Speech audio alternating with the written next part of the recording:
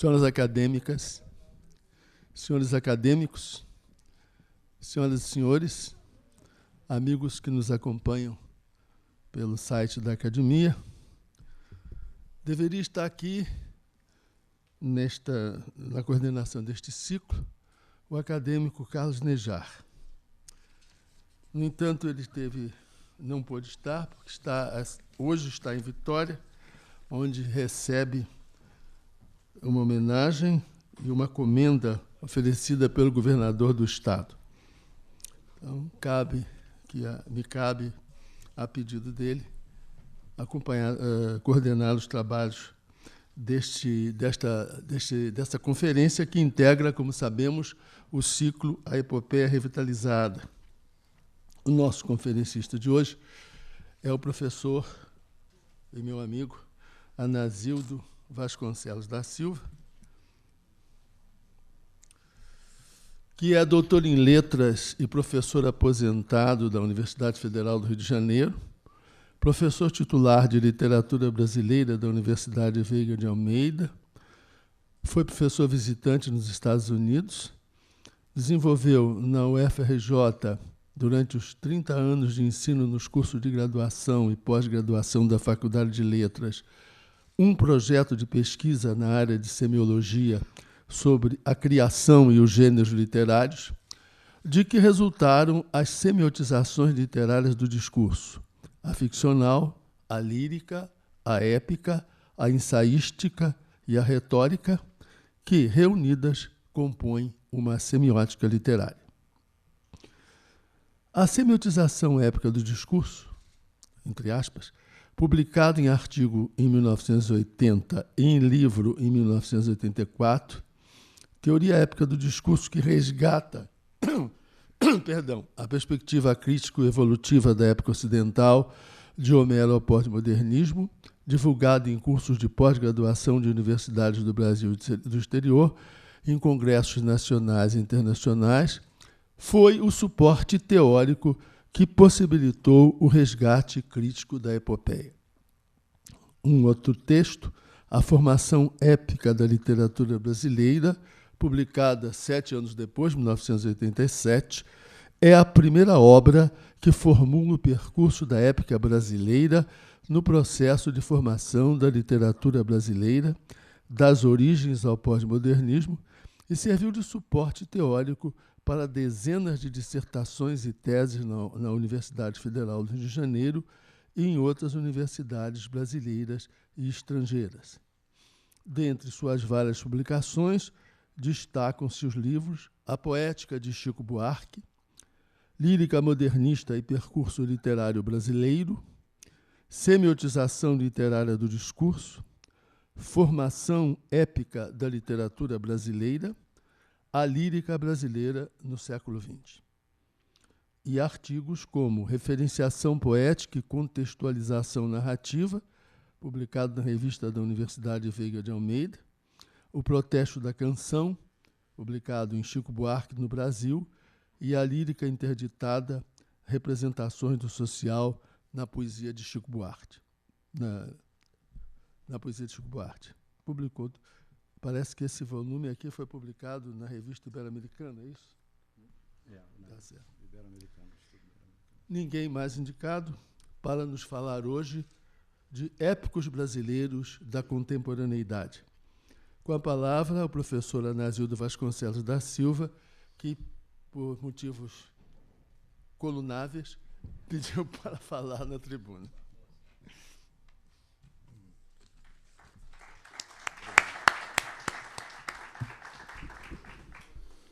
Boa noite para todos. Quero, primeiramente, agradecer a essa casa pelo amável convite e, ao mesmo tempo, louvá-la por esse aval ao estudo e ao resgate da epopeia, inclusive com representantes que trabalham com a epopeia, né? E agradecer aos amigos, né, pelo prazer de revê-los, que me deram o prazer de revê-los, tantos que estão aqui, minha mestra e tantos mestres, não é, com os quais eu tive o prazer de compartilhar na UFRJ quando estudante e que contribuíram certamente para o pouco que eu pude desenvolver, e eles estão realmente conhecendo. É um prazer enorme rever a todos. Bom, o retrato 3x4 que o nosso amigo fez aqui, quando o amigo faz um retrato 3x4 da gente, é sempre um pôster, né? Então, saiu realmente tudo ali colocado. Então, eu ia fazer realmente um histórico, um pequeno histórico, que é esse, que foi feito, que em 1972, o meu projeto de estudo na Universidade Federal do Rio de Janeiro foi uma revisão dos gêneros literários. E, em 1980, eu publicava A Semiotização Épica do Discurso, que eu comecei a dar cursos, não é, na pós-graduação, colocando a epopeia no âmbito da pesquisa e da reflexão acadêmica. Em 84, eu publiquei em livro, porque antes era em artigo, e, em 1987, eu fiz uma operacionalização da semiotização épica do discurso na literatura brasileira, para resgatar as epopeias do passado, e é a primeira obra que traça o percurso da épica brasileira e menciona, justifica a existência, ou comprova a existência de epopeias legítimas, modernas e pós-modernas. Bom, para falarmos da épica contemporânea, eu preciso de algum fundamento teórico, porque, na verdade, toda essa revisão crítica da epopeia, ela não é feita a partir da crítica. Ela precisa de um suporte que mude, que mude ou que dirija, conduza o pensamento crítico. Não é? Então, a definição de discurso na perspectiva semiológica, nós podemos dizer que o discurso seria um processo de estruturação da significação, único e inesgotável em si mesmo, passível de múltiplas manifestações. Então, aí, na própria definição, nós temos duas instâncias reflexivas. Uma sobre o discurso em si, o processo, e outra sobre as manifestações desse discurso. Quando nós refletimos sobre as manifestações do discurso, nós estamos criando uma proposição crítica. E o que caracteriza a proposição crítica é exatamente o fato de que a sua validade e a sua eficácia, porque ela é particularizante, ela está limitada ao corpus examinado. Se eu faço, por exemplo, um estudo sobre a poesia do Ivan, por exemplo, né? Ou as outras sobre a poesia do Sequim, não, elas estão na mesma época, não dá. Sobre Castro Alves e sobre Camões, por exemplo, eu posso dizer, pelo processo de estruturação, que é a unidade, que os três são líricos. Mas, ao mesmo tempo, há diferenças fundamentais entre os três poetas mencionados. Essas diferenças correm por conta de quê? É que em cada um deles, embora usando o mesmo discurso lírico, nós temos uma manifestação diferente. E o que torna as várias manifestações de um mesmo discurso diferentes uma das outras é a concepção literária que contaminou o discurso lírico em cada uma delas. Baseado, veja, eu estou dando uns cortes para a gente avançar, para poder chegar à época contemporânea, né? Baseado nisso, então, para resgatar a perspectiva crítica e evolutiva da epopeia que perdia no século XVI, não é? Eu parti dessa proposta para confrontar com a de Aristóteles. Sob essa perspectiva, a proposta de Aristóteles é uma proposta crítica. Sendo uma proposta crítica, a sua validade e a sua eficácia estão limitadas ao corpus examinado. No caso, a epopeia grega. Consequentemente, tudo que Aristóteles afirmou ali, embora perfeitamente correto, só se aplica ao corpus que ele examinou. No caso, épica grega. A extrapolação da proposta de Aristóteles do âmbito clássico, tornada uma teoria do discurso pelos seus discípulos, Baura, Kaisa, entre nós o mais conhecido é o Steiger, né? Isso foi um impedimento para que se reconhecesse a evolução e as transformações pelas quais a epopeia passou ao longo, né, do desenvolvimento da literatura ocidental, principalmente porque ela, com a proposta de Aristóteles, nós não poderíamos reconhecer nenhuma epopeia. Então, quando a crítica decretou o fim da epopeia, ela estava correta. Só que ela estava decretando não o esgotamento de um discurso, porque o discurso é inesgotável em si mesmo. Estava decretando o esgotamento da manifestação clássica do discurso. A única epopeia que ainda era reconhecida a partir da proposta de Aristóteles era a epopeia renascentista, e assim mesmo com algumas restrições. Camões, por exemplo, os Lusíadas, né, os episódios líricos, sempre foram apontados como, digamos assim, bolsões, como alguma coisa. Ou seja, quando você aplicava a proposta de Aristóteles naquilo em que aquele poema não se enquadrava, aquilo era criticado como não épico.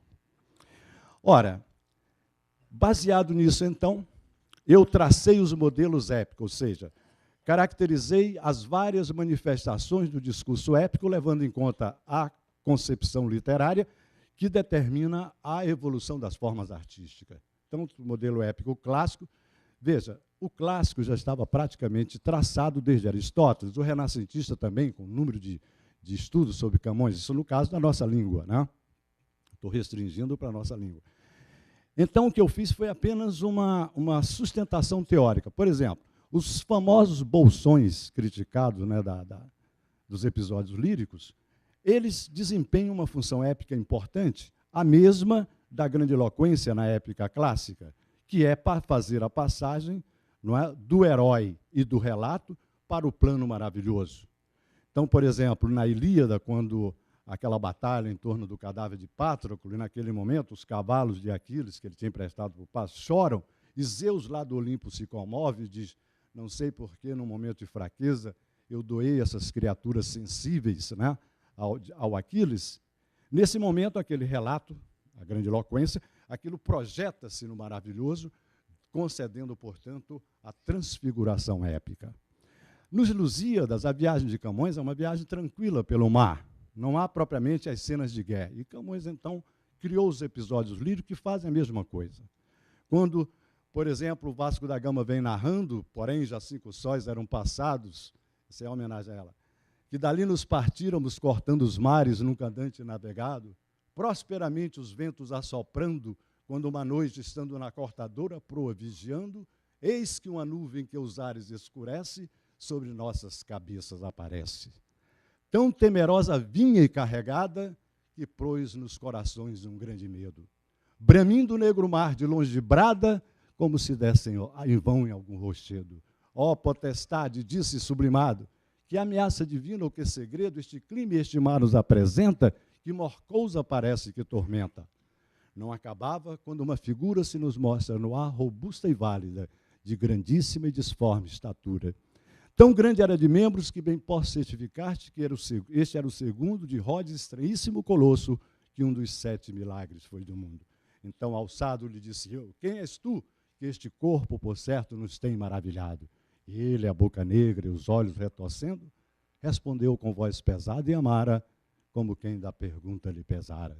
Eu sou aquele oculto e grande cabo, a quem vós outros chamais tormentório, que nunca Pompônio, Plínio e Ptolomeu, e vai... o Adamastor conta todas as suas mágoas, né, sua paixão por Tétis, e no final o narrador recolhe a instância de enunciação e diz, eu, volvendo os olhos aos céus, pedi àquele que tão longe nos guiou, que removesse os duros casos que Adamastor contou futuros. Veja, é a mesma coisa, o herói vem no plano histórico, ele encontra-se com Adamastor, e isso ele é projetado no plano maravilhoso. Então, eu fiz esse tipo de ajuste nos outros modelos. Bom, mas vamos à teoria. Todo discurso se caracteriza por uma instância de enunciação e pelos seus elementos estruturais. O discurso lírico, por exemplo, tem a instância lírica, que nós chamamos de eu lírico, não é? E a instância de enunciação é a porta de entrada no discurso. Para manipular o discurso lírico, é necessário assumir a condição de eu lírico. O narrador, que é a instância de enunciação narrativa, a mesma coisa. O discurso épico, ele é um discurso híbrido. Ele tem uma dupla instância de enunciação, a lírica e a narrativa. Portanto, para manipular o discurso épico, é necessário assumir a condição de um eu lírico narrador. Por outro lado, ele é um discurso independente, porque na medida em que ele não se reduz a nenhuma das suas instâncias de enunciação isoladamente, ele só existe nas duas, então é claro, e se distingue dos outros, porque enquanto que o discurso lírico e o discurso narrativo que lhes fornece as instâncias de enunciação tem instância de enunciação unissemiotizante, o discurso épico tem uma duplamente semiotizante. Então, esse é o primeiro princípio, né, a dupla semiotização do discurso épico. Outro elemento, eu vou pegar só os elementos principais para chegar à épica contemporânea, me desculpem. Outro é a matéria épica. Todo discurso, estrutura, cria sua matéria. A matéria poemática, que o poeta cria ao reagir diante de uma proposição de realidade, para criar a sua expressão subjetiva. A narrativa de ficção, em que o narrador, o escritor, cria pela imaginação e, dentro dela, insere a situação existencial imaginária, que ele reduz, não é? Então, o discurso épico tem a sua matéria épica, a matéria ficcional, a matéria lírica ou poética e a matéria épica. A matéria épica se caracteriza por ter duas dimensões, uma dimensão real e uma dimensão mítica. E o que caracteriza a matéria épica é exatamente a fusão dessas duas dimensões. A matéria épica, ela pode ser processada, isso na épica clássica, por exemplo, ela começa assim, no nível do real, isto é a própria comunidade em função dos referentes, né, simbólicos e históricos das representações socioculturais de uma comunidade, ou um povo, uma nação, não é? Onde estão esses elementos em que os indivíduos reconhecem a transfiguração da sua história dentro da sua cosmologia. Então, ela se fazia e se dava pronta ao poeta. O poeta recebia a matéria pronta e a realizava literariamente numa epopeia.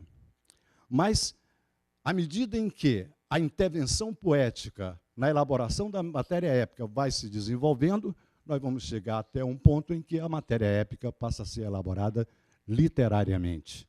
Esse vai ser um dado para a gente ver daqui a pouco. Então,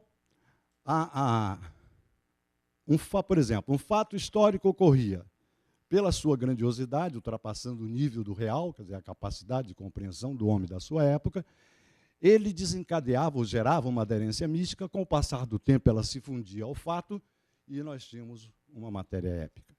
Então, a matéria épica é o que estrutura, né? É um outro elemento para a epopeia. Vamos ver o que é a epopeia.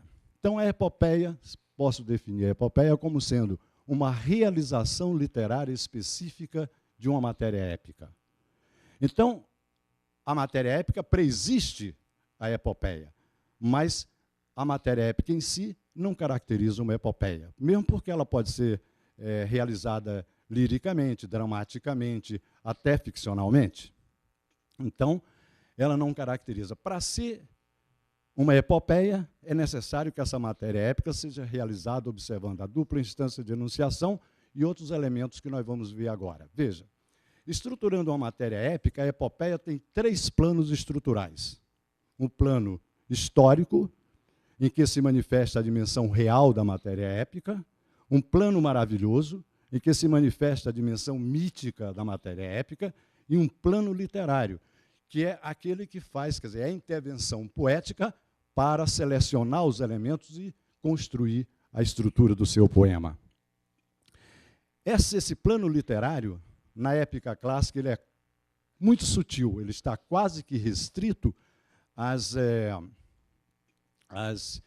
proposição, quer dizer, os elementos tradicionais, né, que ficam tradicionais a partir da épica clássica. Proposição, invocação, dedicatória, etc. E uma outra intervenção do eu lírico narrador, dizendo, então quer dizer, de vez em quando, no meio da epopeia. Mas ela vai crescendo, e esse plano vai aumentando. E cada vez, com Camões, por exemplo, diz o Steiger que uma característica da epopeia é o narrador não participar da matéria narrada. Claro, isso vale para o modelo clássico. Mas veja, no modelo renascentista, em Camões, por exemplo, quando ele elabora os episódios líricos e coloca na boca do herói, ele está participando essa é a intervenção literária dentro da matéria épica. Bom, por último, o herói. Estou sintetizando. O herói, estou até cansado, o herói épico, para alcançar o estatuto do herói épico, ele precisa também de uma dupla condição existencial. Ele precisa ser um ser histórico para agenciar o plano histórico e realizar o feito histórico. Mas ele precisa de uma condição mítica para realizar o feito maravilhoso. Portanto, o herói, quando ele é um ser histórico reconhecido, como o Vasco da Gama, por exemplo, ele precisa pisar o solo do maravilhoso para ganhar a condição mítica que confere a ele a imortalidade. Mesmo que esse herói... Veja, quando Ulisses, um exemplo rápido, quando Ulisses recusa, no canto 5º da Odisseia, se não me engano, a imortalidade que lhe oferece a deusa Calipso, no enredo ele recusou, porque ele tinha acabado de ter uma conversa com a mãe dele, uma visão do Hades, né, que falara da Penélope, etc. Mas, epicamente, aquilo era uma exigência épica, porque se ele abrisse mão da sua condição histórica, ele se tornaria um deus, apenas um mito, e perderia a condição de herói. Por isso é que os deuses não são heróis. E nós, não os ilustres habitantes dessa casa, mas um simples mortal, quer dizer que estou determinado, estou sujeito à consumação do tempo histórico. E a única maneira de resgatar essa consumação do tempo histórico e conferir a imortalidade é uma aderência mítica. Tá certo? Então, o herói épico, ele, mesmo quando é um herói por natureza, o herói por natureza é aquele que tem em si, por uma condição genética, essa dupla condição existencial, como, por exemplo, Enéas, né, Aquiles, ou então, quando ele vem de uma linhagem. Na epopeia A Independência do Brasil, de Teixeira e Souza, que é a nossa segunda epopeia romântica. A primeira é Paraguaçu, né, do Titara, Ladislau Santos Titara. É a primeira epopeia romântica, muito importante. Aliás, essas duas primeiras são mais importantes do que as que se seguem, porque são as primeiras, inclusive o tema é a independência do Brasil. Mas veja, o Dom Pedro I, que é o herói da epopeia do Teixeira e Souza, ele, pela sua linhagem, ele já é um herói por natureza. Mas veja que, mesmo sendo herói por natureza, ele tem que pisar o solo do maravilhoso. Tanto que o Teixeira e Souza vai fazer uma coisa, aliás, emulando a viagem do Albuquerque no Vila Rica, quando o Dom Pedro vai a Minas Gerais, no caminho, através do relato de uma série de coisas, lendas e fatos, ele vai construindo o relato épico. Dom Pedro se perde, assim, de repente, numa floresta e aparece uma figura, um velho com uma barba longa, que conversa com ele. Não, ele pergunta, quem és tu? Mas ele não disse o nome, mas disse quem era. Ele disse que ele estava contemplando aquele que ia realizar o seu sonho, que foi esmagado duramente e que ainda hoje geme na lira de Gonzaga, de Alvarenga. E sou conhecido por uma alcunha científica, claro, Tiradentes. Nesse momento, ele está emulando a identidade heróica do Tiradentes, porque, para proclamar a independência do Brasil, ele não pode fazer com a identidade heróica das quinas, tá certo? E logo depois, a comitiva pede que ele narre alguma coisa, conte a história da América. Ele começa a contar a história da América, e principalmente pré-colombiana, e de repente ele começa a falar da libertação, dos movimentos de independência dos países hispânicos. Nesse momento, ele vai emular a identidade heróica dos libertadores da América para que ele fique credenciado epicamente a depois, na viagem de volta de São Paulo, proclamar a independência do Brasil. Bom, mas essa é outra história. Bom, a épica contemporânea. Entendo por épica contemporânea a moderna e a pós-moderna. O que caracteriza a épica contemporânea é a elaboração literária da matéria épica. Não que seja exclusividade dela, porque o Goethe, do Sousandrade, ele já faz isso, porque ele vem até, se não me engano, 1908, né, portanto, na primeira década do século XX, já pré-moderno.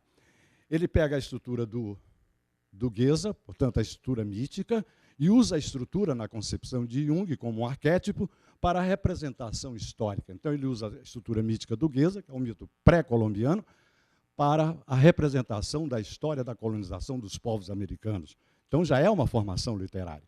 Mas isso que acontece com ele numa abertura vai ser o normal dentro da época moderna. Por exemplo, Martins Sererê, Cobra Norato com o mito do Cobra Norato, Martins Sererê com o mito da criação e também o mito do sertão, que o sertão é desconhecido e inóspito, é o sertão mítico, igual ao mar mítico para os navegadores primeiros. Não é?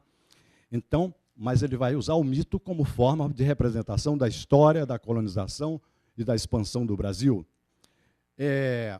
Jorge de Lima é um exemplo realmente maravilhoso, porque enquanto o Cassiano Ricardo, né, e o Raul Bopp, né, e o Oswald de Andrade com o Pau-Brasil, dentro do primeiro momento moderno, eles não expressam, não explicitam a intenção épica, ela está implícita, por exemplo, no Martins Sererê, aquele argumento que antecede a lenda do Cobra Norato no final do Norato. Né? Jorge de Lima não, ele assume, ele faz uma invocação, divide em 10 cantos, não é? Mas a elaboração literária vai fazer do plano literário da epopeia, pela concepção literária modernista, um nível de metalinguagem, que o poeta vai metalinguisticamente falar do seu poema e de como ele está construindo a sua epopeia. Com isso, ele gera outra característica da lírica moderna, porque, veja, a épica tem a instância lírica, então tudo que vale para a lírica moderna e para a narrativa moderna está na épica moderna. E cria a intertextualidade. Jorge de Lima, por exemplo, quando ele começa, primeiro que é o Dante que o guia. O Dante já fora guiado por Virgílio, então já implicitamente ele está inserindo a sua epopeia no curso da épica ocidental. Depois ele dialoga ainda com o Dante, mas no canto 9, de Invenção de Orfeu, chama-se Permanência de Inês. Então, ele vai dialogar com o Camões.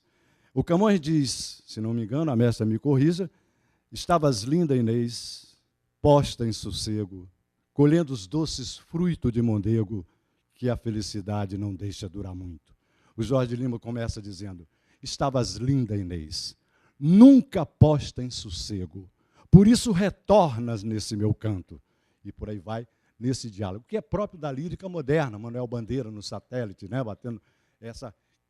que ele vai dialogar, a épica moderna vai dialogar com toda a tradição épica através do plano literário que é metalinguístico. Né? O Jorge Lima pergunta, aonde me leva este poema?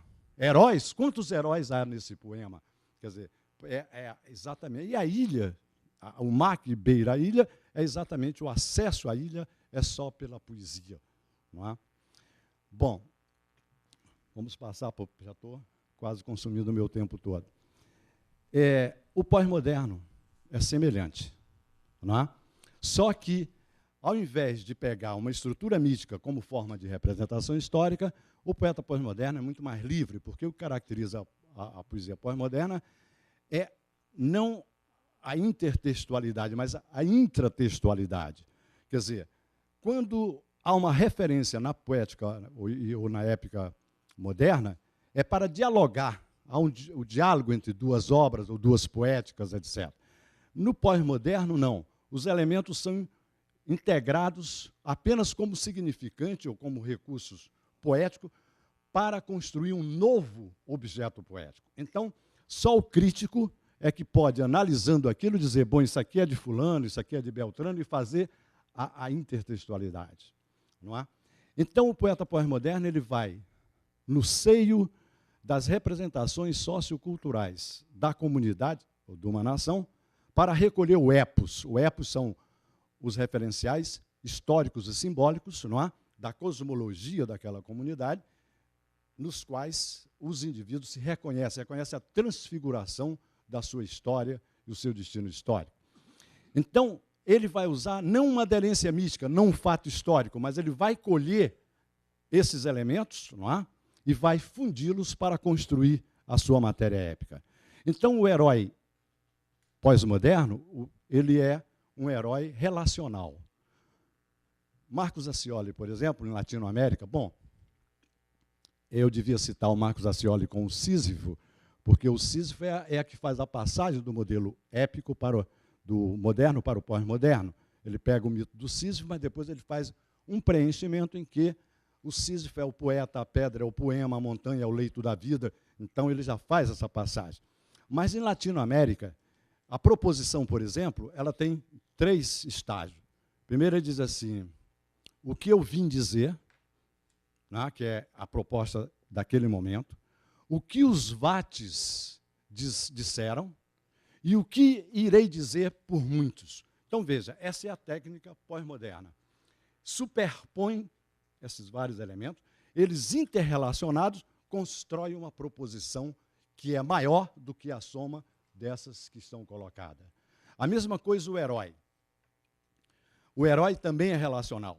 Quando ele pega os vários heróis da América, não é, e vai superpondo esses heróis na instância lírica, não é, do interrelacionamento desses heróis, ele vai construir a identidade heróica da América. Estou dizendo que é o que ele pretende, não é, construir essa identidade heróica da América.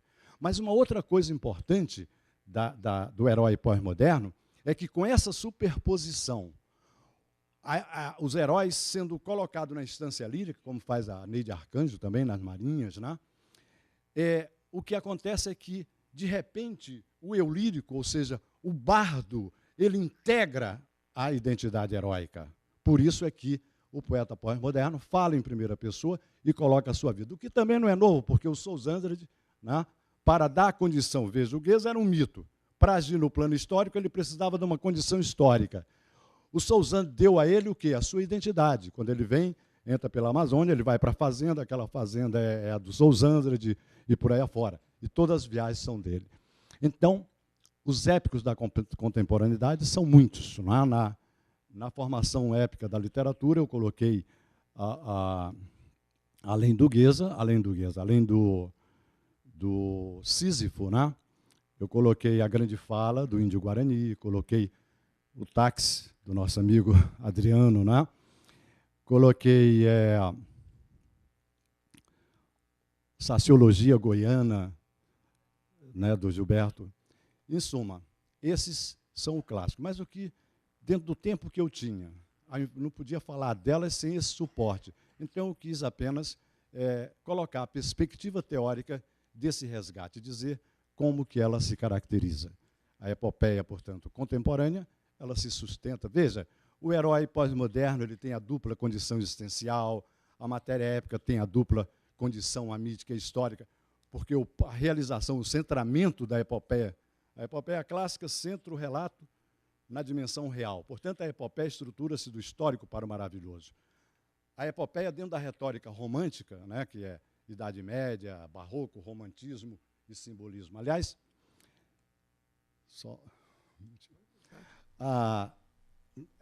quando eu ia fazer a segunda edição da formação épica da literatura, que está realmente defasada mesmo, porque eu só queria dar uma amostra do percurso e a minha intenção era afirmar a epopeia moderna e pós-moderna como legítima, aí veio a ideia de escrever uma história da epopeia. Então, com a professora Cristina Ramalho, nós fizemos o primeiro volume, que saiu, que é a parte teórica, e o segundo volume está no prelo.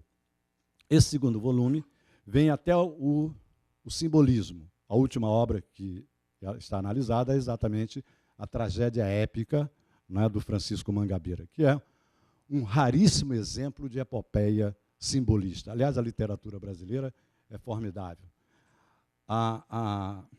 Na parte historiográfica, por exemplo, a descoberta de uma edição dos Feitos de Mendes Sá de Anchieta, de 1563, é uma reviravolta, porque Araucana não é mais a primeira epopeia a ser escrita na América, mas a do Anchieta. Os Lusíadas não são mais a primeira obra da expansão ultramarina, porque o Anchieta fez isso, o herói é o Mendes Sá.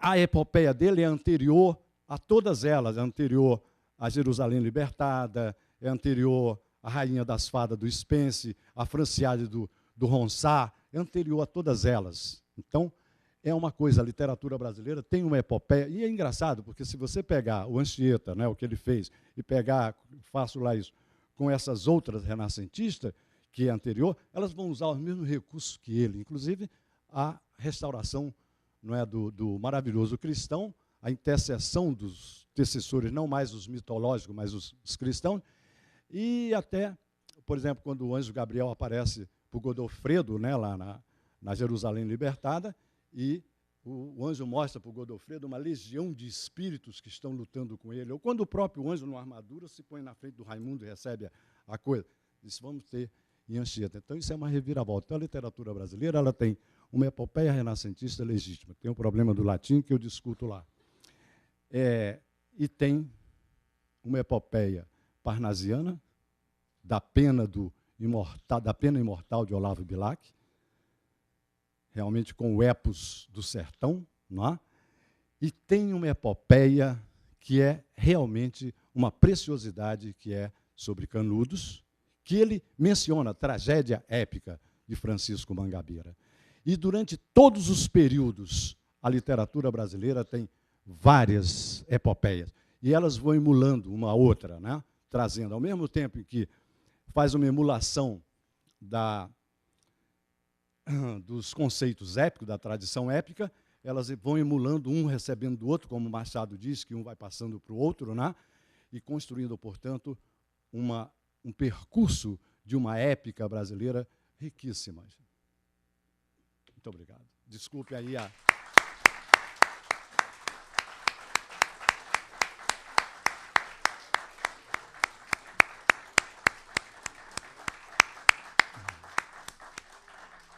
Eu agradeço a todos e peço desculpa pelo furor pedagógico, porque eu estava querendo dizer muita coisa que não cabia muito no tempo. Obrigado. Muito obrigado, Anazildo.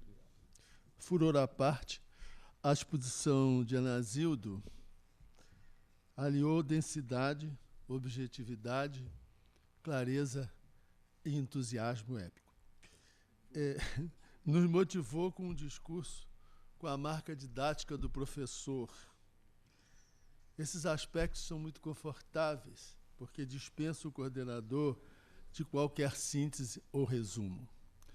Por exemplo, o coordenador não precisa dizer que ele situou o tema epopeia no curso dos seus estudos e pesquisas, muito menos de que discorreu sobre os fundamentos do revisitar que ele empreendeu sobre os rumos e o resgate do discurso épico na contemporaneidade, e muito menos de que tratou da relação entre o gênero e sua contextualização, ou talvez que tenha discorrido sobre a dupla semiotização do discurso épico e sobre a matéria épica, estabelecendo a diferença entre ambos. Também não vou dizer que ele destacou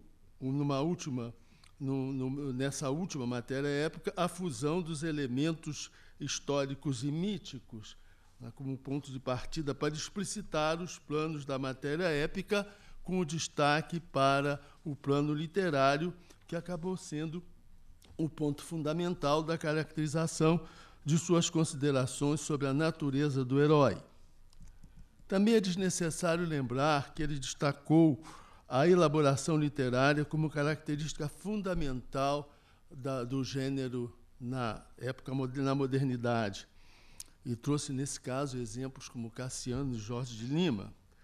Também não preciso dizer que ele assinalou o diálogo da lírica com a época moderna como mais um traço compensador, que culminou com o gênero na pós-modernidade, quando assinalou como traço de maior presença a intertextualidade dominante. Dispenso-me de citar os exemplos que estão todos aqui presentes, né? E também lembrou, e isso eu faço questão de realmente ressaltar, que o herói pós-moderno é relacional. Então, sem a responsabilidade do resumo, só me resta, e eu faço com muito prazer, Anazildo, agradecer em nome da ABL a exposição com que você mobilizou a nossa reflexão sobre a permanência da matéria épica e da epicidade no discurso da literatura contemporânea, como estava previsto no título que lhe foi proposto. E parabéns também pela coragem de assumir a tribuna sem qualquer nota ou texto escrito. Muito obrigado a todos. Apenas lembrar lembrar os últimos acontecimentos do ano da programação da Casa. Nós teremos a próxima conferência no dia 11 de dezembro, terça-feira, como sempre, às 17h30, dentro deste mesmo ciclo, já agora com o titular da coordenação, acadêmico Carlos Nejar, e o conferencista acadêmico Antônio Carlos Sequim, que, na contracorrente do que foi até aqui apresentado, vai falar dos cavalos da Inconfidência e, provocativamente, da voz antiépica de Cecília Meirelles. Além disso, no dia 6 de dezembro, quinta-feira, excepcionalmente às 17h30, teremos na série Música de Câmara na BL A Palavra Cantada de Manuel Bandeira. É um espetáculo encenado pela soprano e atriz Clarice Prieto, o ator Igor Cotrim e a pianista Kátia Balussier.